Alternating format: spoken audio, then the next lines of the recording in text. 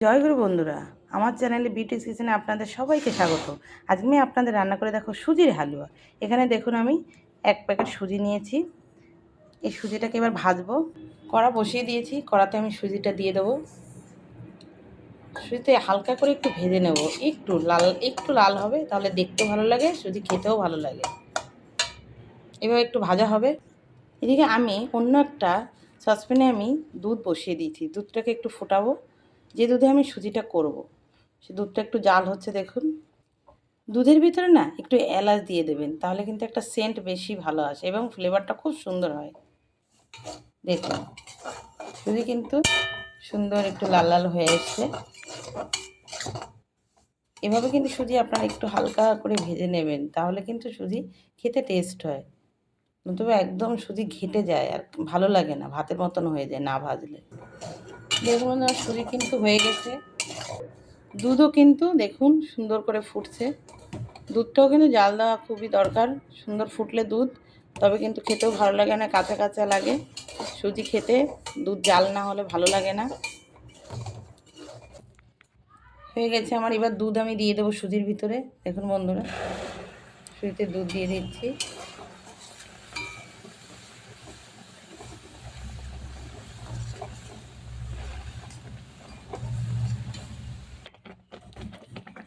দেখুন এবার আমি একটু সামান্য পরিমাণে লবণ দিয়ে দিচ্ছি। আপনারাও কিন্তু দিয়ে দেবেন, তাহলে মিষ্টির স্বাদটা খুব সুন্দর হয়। দেখুন এবার টকবার ফুটছে। এবার আমি চিনি দিয়ে দেবো। আমি চিনি দিয়ে দিচ্ছি।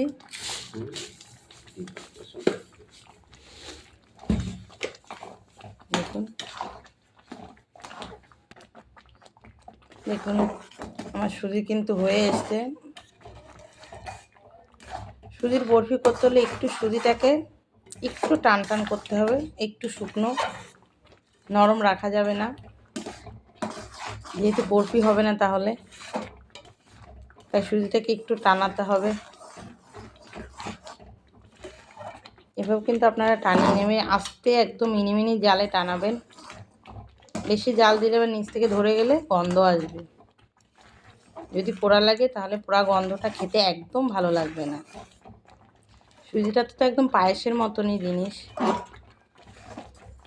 যে কোনো দুধের জিনিস কিন্তু যদি পুড়ে লেগে যায় তাহলে কিন্তু সেটা একদম খেতে ভালো লাগে না। দেখুন শুকিয়ে এসছে। এবার আমি এটাকে নামিয়ে নেব, আর একটু শুকালেই নামাবো। নামিয়ে এবার আমি থালায় করে বরফিটা করব। সুজির তো হালুয়া করে সবাই, আমি সুজির বরফি করব।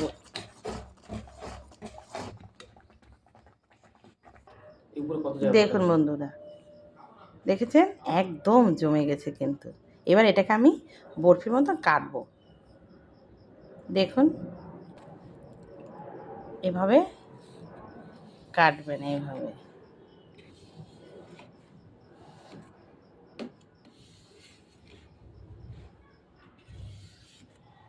দেখেছেন